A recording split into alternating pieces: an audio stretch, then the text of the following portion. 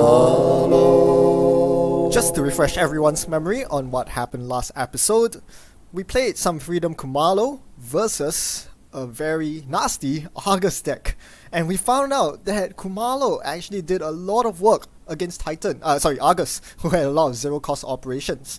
Unfortunately, we were not able to penetrate through the remote of our opponent because we never got our virus counters from Ormaquah. We were too busy trashing their operations to farm up Ormaquah counters.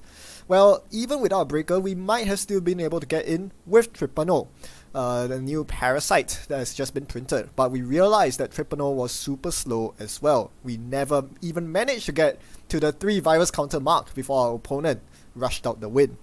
So with these in mind, let's see how we can build a better Freedom Khumalo deck today as we continue our adventures with this Anarch ID. I like to showcase this deck submitted by a wonderful patron of mine, Ian. Ian suggested a Knobkierie plus Consume deck, which is a very interesting combo and really got me interested in making this work. So Knobkierie gives you a virus counter to place on any of your other installed virus cards if you make a successful run once per turn. Consume, on the other hand, can turn this virus counter into 2 credits. So that's a pretty good combo, right? It's almost like a Desperado. So we are going to try to make this work. And of course, as you see, the main problem is that Ian decided to build his deck in Edward Kim. But we want to adventure with Khumalo, and I'm sure we can do that. So I took the time to reskin his deck, and we are going to make a run-based Khumalo deck. Makes a lot of sense. After all, a lot of the new viruses are run-based, and what better way to synergize with that than to get some run-based economy with Consume. And it actually solves one of the biggest problems that the co-ops are posing today, which is that they are constantly dragging you through remotes that are usually not payoffs for you, right? If you run a remote only to trash a Rashida or to get NGO'd fronted by your opponent, you're losing because you are paying money to break ice and you're not gaining from the run. However, the run-based economy changes that, because even if your opponent pops a non-agenda in the remote and you run it, you're still gonna get 2 credits off the run because it's a successful run. Knobkierie triggers on Consume. Bonus points if the item inside is actually a Rashida or some other defensive upgrade like Ash. You trash it, you get yet another Consume counter, because that's how Consume works. You get virus counters when you trash stuff. So, it makes your remote runs a lot better and makes remote locks a lot more sustainable, which is what I really like. And of course, encourages you to run more often. Even if your opponent's not playing on remotes, you can still farm off centrals, especially in open archives. It's just like the Desperado sec testing combo back in the day. You're getting lots of mileage with these cards installed, plus perhaps Data Sucker, Dirty Laundry, and Mining Accident. You're bound to have one of these cards in your hand, so the archives run becomes that much more valuable. Perhaps even forcing an archives ice, even though our ID ability doesn't directly synergize with archives runs at all. Now, there are some caveats to this, of course. I did not factor in the click cost of popping the Consume, so it's not, strictly speaking, 2 credits per run. It's not that efficient. Also, it is a very expensive combo to set up. Desperado plus security testing costs 3 credits and 2 clicks to set up. Knobkierie and Consume, on the other hand, is 7 credits and 2 clicks. That is a very high barrier to entry, given that you want to play this as early as possible to get maximum value. So that's something to keep in mind as we approach this deck, which I'll showcase here. You'll notice that instead of using Ormaquah, this time we are purely relying on the Anarch Breakers, because we want to be immune to purging. So, our job is not so much to keep the virus counters in play, more of to get lots of money from standard Anarch economy and Consume, and then use this money on our icebreakers. Some other interesting points to compare with Ian's deck. We've included more run-based cards than Ian's deck. I think Ian's deck was more on trashing. Ian's deck was very aggressively into trashing, mostly because he was playing Edward Kim. Without any way to trash assets, upgrades, or ice, at a cheaper cost. You know, he was basically forced to play the Friday chip imp combo. We don't have to do that because we are Khumalo. We can trash anything but agendas. So we don't have to worry about that. So that means more deck slots on run-based cards. Cards like Orangey Key. Cards like the Turning Wheel, which help us win more. We also preserve the consistency that was in Ian's deck. 2 copies of self-modifying codes to get ourselves to consume early and often. I really like this expenditure of influence by Ian, even though it made deck building very difficult because I couldn't play cards like deep data mining, indexing, you know, R&D pressure cards that you really want to have. But I think the 2 self-modifying codes are a very important part of Ian's deck, and it's something I'm not willing to compromise on. Not only does it ensure a consistent early consume, it also fetches you your other breakers, which could be important in the rush matchup. So this is the deck we are going to play today, and we are going to showcase once again the wonderful CTM matchup. This is going to be really interesting. I know you all might be sick of CTM, but you know, I'm just getting started. Chris Dyer did a very good job of explaining how CTM works and why it's so fun, and we are going to relive the experience once more, this time as the runner.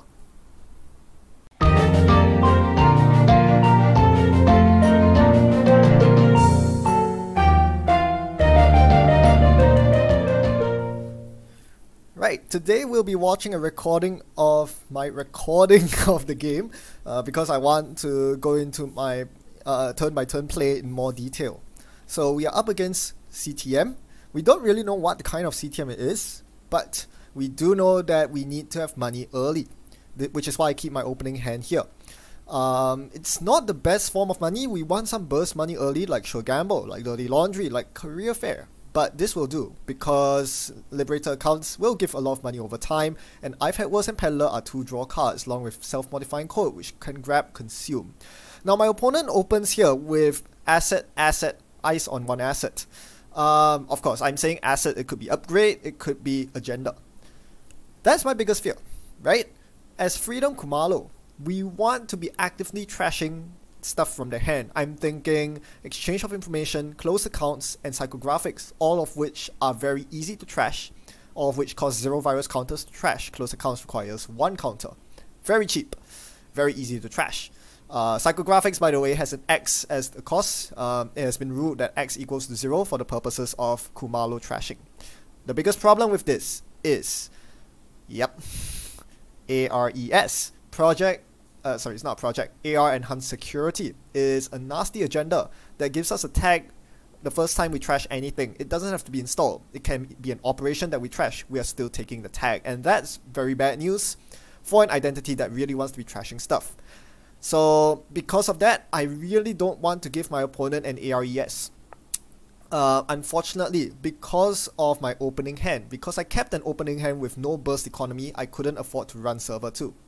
If I open with a Sure Gamble, my turn would be play Sure Gamble, click 1, run server 2, click 2. If it's something like a resistor or a pop-up window or an irrelevant ice, I'm waltzing through it and I'm checking the heck out of it to make sure it's not ARES. If it's Rashida, well, I can trash it as well, which is pretty good. So yeah, unfortunately, I am conceding the ARES. No, it's a BU! Fantastic! It's not an AR Enhanced Security. Whoops, sorry for the greening out here. It should go back to normal. Yep, okay, sorry about that. So yeah, I'm very happy. I mean, I'm never happy to give up 2 agenda points to the corp, but I'm so happy to see that it's Project BU instead of AR Enhanced Security. This means that I can actually dirty laundry into the bankers group, trash it, and then clear the tag. I wouldn't have been able to otherwise if I if that was an ARES, I would have 1 additional tag from trashing the bankers group. I wouldn't have the time to clear it. It would mean that I would have to take 4 credits fewer off Liberator accounts, which should easily open me to hard-hitting news. That being said, I can still get hard-hit news here. No, I can't, because my opponent takes money and installs something in server 2. So I always want to stay out of hard-hitting news range, especially in this early game when I'm not set up. Later on, when I have all my breakers out and I have the consume Knobkierie engine going, you know, program and hardware that are immune to resource trashing, that gives me an econ engine. then I can more safely ignore tags. But for now, we need to stay tag free. So my opponent jammed something new into server 2. If you look at the contour of my hand, we are in the exact same situation as turn 1, except that this time my opponent is up 2 agenda points and I have a bit of a board. I have liberated accounts with 4 credits, I have an Earth Rise. No sure gamble in hand. Again, if I had a gamble in hand, this turn would be play gamble, run server 2, keep my opponent honest. It's not the case here, so we are instead going to take a setup turn and hope that that's not an ARES, which is, well, very likely, right? Because if my opponent decoy did not score AR enhanced security on turn 1 and 2, there's a very, very low chance that they top deck an AR security and decided to score it here, right?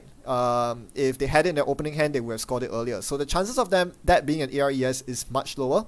I'm expecting it to be a Rashida, which, you know, you want to deny, but hey, you know, giving them a Rashida is not the worst when I'm instead forking my opponent, punishing them for leaving centrals open by playing RNG key and stealing a bill of HQ. So I'm thinking, in the shoes of my opponent, if I had Rashida and bill in my HQ, which will I install? Obviously the Rashida, right? If I install the bill here and advance it 3 times in server 2, I would score the bill, I'll be up 4 points, but I only have 3 credits. I'll be struggling for the rest of the game to pull back a hit. Whereas putting the Rashida down here is good because it's a 1 in 4 snipe for the bill. That's very unlikely. And having the Rashida and remote means that my opponent could get more money, get hedge funds and everything. So I think my opponent made the right play here to put Rashida and the remote over the bill, even though I managed to snipe it on the 1 in 4. Speaking of sniping, I get 0 on RNG key here. Obviously I was targeting exchange of information, psychographics. Yeah, these are very easy 0 cost cards. Resistor also, pop-up windows, you know. There are lots of 0 cost cards in CTM, and the chance of me hitting one of them is pretty high. But I'm not going to complain when I get 2 agenda points myself. I'm also going to set up the SMC here, and my opponent shows the Aries. I totally thought that was a Rashida. This really caught me off guard. I was not expecting this, and I'm like, I is sadness in the chat box. The game just got really, really hard. Okay, so the thing is, we want to keep running HQ here. We want to keep hitting those psychographics, those exchange of informations. Try to get the Khumalo trigger every turn. Unfortunately, if I hammer one of those cards from hand, I'm going to take a tag now because of ARES. My last Earthrise draws me another Liberator account, so I'm happy to play that. Now run HQ, 3rd click, to ensure that if I trash something, I have the 4th click to clear the tag. Yeah, but instead I decided, no, I'm not going to run HQ here, I'm just going to draw up and further set up. I'm not sure if this was a correct play by me. I think I probably should have ran HQ just to get an RNG key trigger, get a Freedom Khumalo trigger and everything. Well, it's not the worst because I've had worse actually draws me into Consume. So that's another component of my econ engine setup, and more importantly, this allows me to dedicate SMC for a breaker, which is a very good time to bring this up as my opponent resistor on HQ. I was snooping around, poking there. I knew I could break anything except for a sentry. I run 2 mimics, one's in the bin, as you can see, one's in my hand. So if they res a turnpike, that would be very sad. But if it's not a turnpike, chances are I can break it. The question is, do I want to? In this case, I can spend 7 credits, 6 to bring out the paperclip with SMC, and 1 credit to break.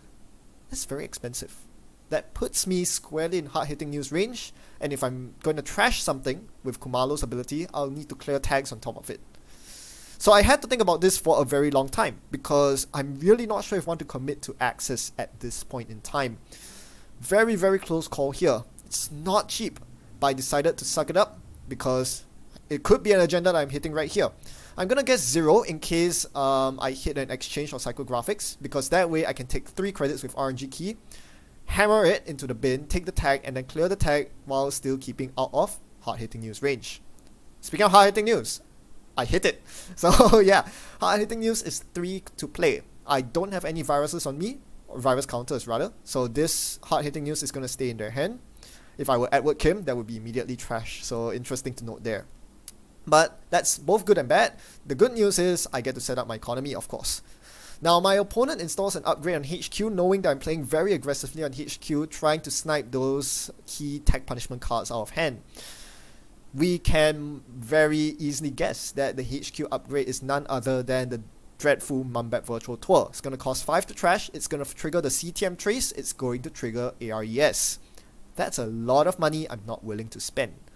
Yet, so at this point, I have to ask myself the question, am I going to lock myself out of HQ for the rest of the game? You know, it's a very huge investment. I'm talking about 9 credits, 5 to trash the Virtual Tour, 4 to clear the 2 tags, and then 2 clicks on top of it to clear those set tags. That's basically going to consume my entire turn and my entire credit pool. Right?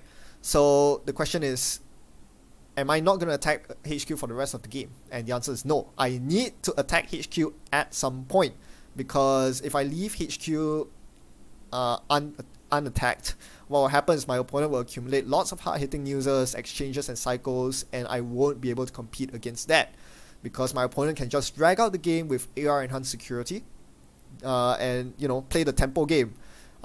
This deck doesn't run that much economy, so I will eventually get hard-hitting used and I'm gonna lose.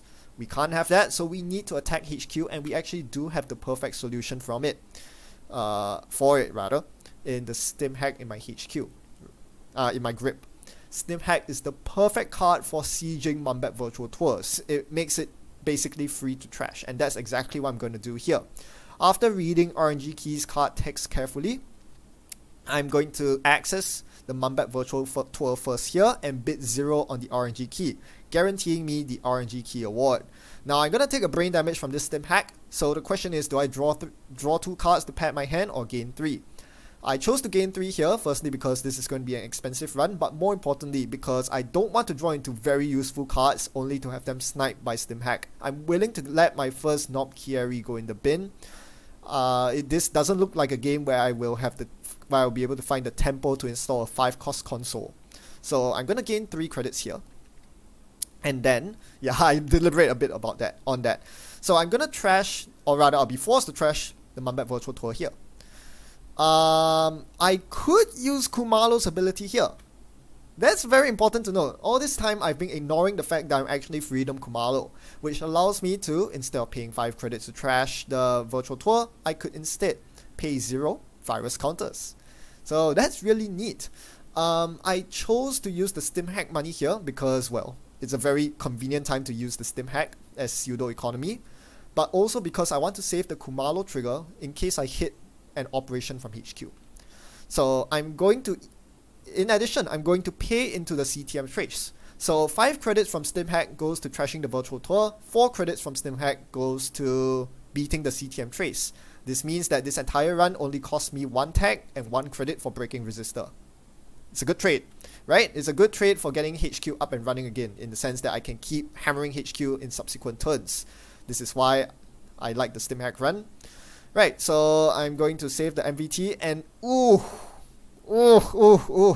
the HQ access was a kitty cat. I conceded the kitty cat to my opponent because the ARES tag, you know, left me tagged. Tough. Very, very tough luck. Ouch. Okay. So that was a big swing in my opponent's favor, and I'm going to have to set up a bit here. I'm going to drop a Turning Wheel and Dirty Laundry HQ. Important to note here that I won't be able to trash anything that I access with Khumalo or otherwise, because this is a last click run. I cannot afford to take tags at the end of the run. I'm going to bid 3 for hard-hitting news, but instead find a global food, putting us even at 4 points apiece. However, the exchange of information is live. Not yet though, because my opponent is still poorer than me. They have not actually managed to set up their economy because I denied their bankers group. So I'm still safe out of exchange range for now. I say for now because my opponent seems to have found their economy. They're installing 2 cards, one of which is in the previously iced remote. I can't really contest the card in the remote because I gave up my Knobkierie earlier. If you notice, I'm full on memory, right? So if my opponent has a code gate on the remote, something like an Enigma is very likely. I will have to give up one of my existing programs as I'm out of memory, and that is a very bad idea. All these programs are absolutely crucial. 2 programs for economy and 2 breakers. I can't give either of those up. So I can, however, check server 3, which I plan to do. First, I play I've Had Worse, which draws me into the dirty laundry. This is why you play your draw cards before you run.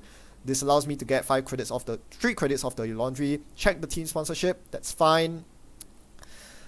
Keep in mind that the Knobkierie in my hand is the last one in my deck, so I need to be really careful not to accidentally ditch it. After thinking for a while, I decide that it is an acceptable time to play the Knobkierie. I'm technically in hard-hitting news range. Yeah, very risky, especially given that my opponent just res a Rashida. So they could theoretically play the hard-hitting news that was in their hand, but that would cost them all their credits, so they chose not to. Fairly wise choice, maybe. And I'm just going to suck their HQ up. So here we go. Now our virus engine is completely online. I have Data Sucker, Consume, and Knobkierie. This means that on that 1 HQ run, I gain a virus counter on Data Sucker, a virus counter on Consume via Knobkierie, and I'm gonna guess hard-hitting news. I guessed correctly. It was the hard-hitting news. Obviously, I'm gonna take the 3 credits here because the economy war is very important in the CTM matchup. The big question is, do I trash the hard-hitting news with Freedom Khumalo, costing me the 4 credits that are on Consume and the 1 Data Sucker counter? Would you? Pause the video, think about it. Don't forget to keep in mind that there is an ARES scored by my opponent. I would take an additional tag as well. Pause the video, think about it. Are you ready? Well, it took me a long time to come to a decision as well. This was a very, very difficult decision. Based on my knowledge of Rash Decisions, the CTM deck, I know they run 3 copies of hard-hitting news. Trashing one of them does not keep me safe from tags. In fact, it would land me closer to taking those 4 tags because I would have to clear the tag and I won't be able to get money off Consume. So I chose to leave the hard-hitting news threat in HQ as I stay safe with money from Consume and money from Liberated accounts. I gain 4 credits from each, so putting me in a very good economic position. Unfortunately, I'm going to concede an agenda in server 2. It seems like they're going for a calibration testing, but no, they are going to leave an install double advanced card in the remote. This is very interesting because my knowledge of my opponent's deck is coming to play here again. I know that Rash Decisions does not run NGO Front, so the item in server 2 is 100% an agenda. QPM, Global Food, I don't know which, but one thing's for sure, I need to go for it.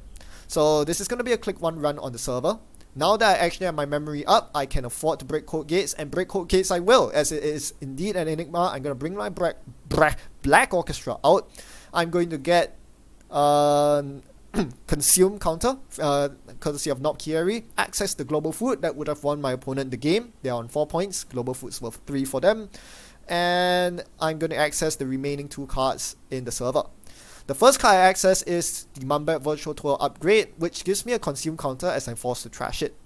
Now CTM Trace fires, ARES fires, and I find myself with 2 tags. Great! But what the saving grace here is that I can actually use Freedom Khumalo's ability, which I happily will, to mitigate the 5 trash costs. So in this instance, Freedom Khumalo basically reads gain 5 credits. Use these 5 credits for trashing up Mumbai Virtual Tours. It's it's almost twice as good as a wizard. I'll take that any day. Saving 5 credits on trashing a virtual tour is huge. Then we see a calibration testing, which is only 2 to trash, so I'll happily fork out my money to do so because I'm not taking any additional tags. The ARES and CTM have already fired this turn, and I'm getting Consume counters. This makes my last 3 clicks very easy. Liberate money off Consume, sorry for the green screen again, and clear both tags, putting me on a nice healthy 14 credits as my opponent struggles to score out here. Right? Because hard-hitting news is still off the table, I'm still richer than them, and yeah, I'm actually able to contest the remote. So I'm going to run archives here in case my opponent cheekily stash an agenda in there. That's not the case. Still, I'm going to get a free Consume counter and a free Data Sucker counter. Now I swing over to HQ to knock out a 0 cost card. I'm going to guess hard-hitting news, but instead hit an exchange of information. That's fine with me. That goes in the bin. Freedom Khumalo trash, and I take a tag from ARES. Third click is going to be run R&D. I want to use up these turning wheel counters and to force my opponent to rest some ice. Turns out it's a Turnpike. This is why I run Mimic instead of MK Ultra. It synergizes very well with Data Sucker and it saves so much money, right? Turnpike would cost 3 credits plus the 1 on encounter to break. That's 4 credits with MK Ultra. For Mimic, it costs 2. It's super efficient. So we're gonna see 2 cards, and the second card is the game-winning ARES. But that was a fairly close game. If I did not win there and then, I was technically in range of hard-hitting news. My opponent could click for credit, launch a hard-hitting news since I never bothered trashing it, and the game would become a lot more dicey, especially if they had a bankers group or Rashida sitting in one of those remotes. Speaking of economy, let's take a moment to analyze the economy engine of Consume Knobkierie. Consume itself managed to trash 3 cards, which I then cashed in for 6 credits. Not too shabby. I mean, if you take the play cost of Consume into account, that's 4 credit net gain, same as a sure gamble. Not too bad. Knobkierie, on the other hand, did not fare so hot. It only triggered on 2 turns where I made successful runs, so it did not even pay itself off to Consume. So that's my biggest problem. Knobkierie is an overpriced console in my opinion. Sure, this game may not have been totally representative of all games that I play, but in general, corps these days are planning to go fast. As Chris Dyer mentioned, any good corp worth their metal is going to want to take advantage of Rashida to rush out the game, as runners tend to have very good late game engines, and this runner is no exception. Win before the runner can even slap the Knobkierie on the table. I found myself very hard pressed this game installing the Knobkierie. It brought me very close, dangerously close in fact, to hard hitting news range. I think in a game where CTM had better draw, I think I wouldn't have the time. I wouldn't be able to afford dropping Knobkierie at all, and leaving myself open to hard hitting news. As for Consume, as good as it was, especially in this matchup where I'm trashing Mumbat Virtual Tours with Khumalo's ability, unfortunately, Consume does cost 5 influence. You know, the problem is not whether Consume is a good card. I can definitely see it's a good card. In more asset spam heavy matchups, I can definitely see Consume paying out a lot more. No question. The question is, can I buy something better with the 5 influence? And the answer is probably yes. So that's the big thing in my opinion. I think this is not an optimal deck simply because the Consume Knobkierie combo is too high, has too high of a setup overhead and too high of an influence cost, especially if we consider the 6 influence spent to support this with self-modifying codes. If you notice, my entire rig, while consisting of 6 programs, actually only takes 5 MU because Consume is a 0 MU program. So in fact, my Knobkierie actually is a waste of MU, right? I have 2 dangling MU that I would almost never use. I really only need a 1 MU console. I think during the game I mistakenly said that I did not have enough MU for a Black Orchestra. That was a mistake. Consume does take up 0 memory, so I could have easily afforded a Black Orchestra. Now I realize that Knobkierie is way overpriced, and it might be worth swapping it out for a Friday chip, which has roughly the same trigger, but is a lot cheaper. It doesn't come with MU, of course, which might be a problem. What about Freedom Khumalo himself? Khumalo saved me 5 credits this game. It trashed an MVT in the scoring remote. Now, that doesn't seem like a lot of work, but trust me, against CTM, every single credit counts. Those 5 credit save was the difference between me getting hard-hitting news and my opponent being too deterred to play the hard-hitting news from hand. I definitely appreciate the 5 credits saved. The question is it better than the other Anarch IDs? Same thing with Consume. It's good, but is it the best? If I did the calculations, if I played Valencia this game, I would have actually saved more credits. 8 credits thanks to the bad pub. Of course, this comes with a catch. I'll be playing a bigger deck. Is that worth it? Well, that's up to you to decide. However, I think one thing that you cannot overlook, and one thing that didn't really pop up this game, was that Khumalo has an inherent advantage compared to Valencia when up against CTM in particular. Because CTM has this really nasty threat of installing a naked Mumbat Virtual Tour on turn 1. If you choose to contest it because you're afraid of Rashidas or Bankers Groups or ARES, and you hit the Virtual Tour, you are all kinds of dead.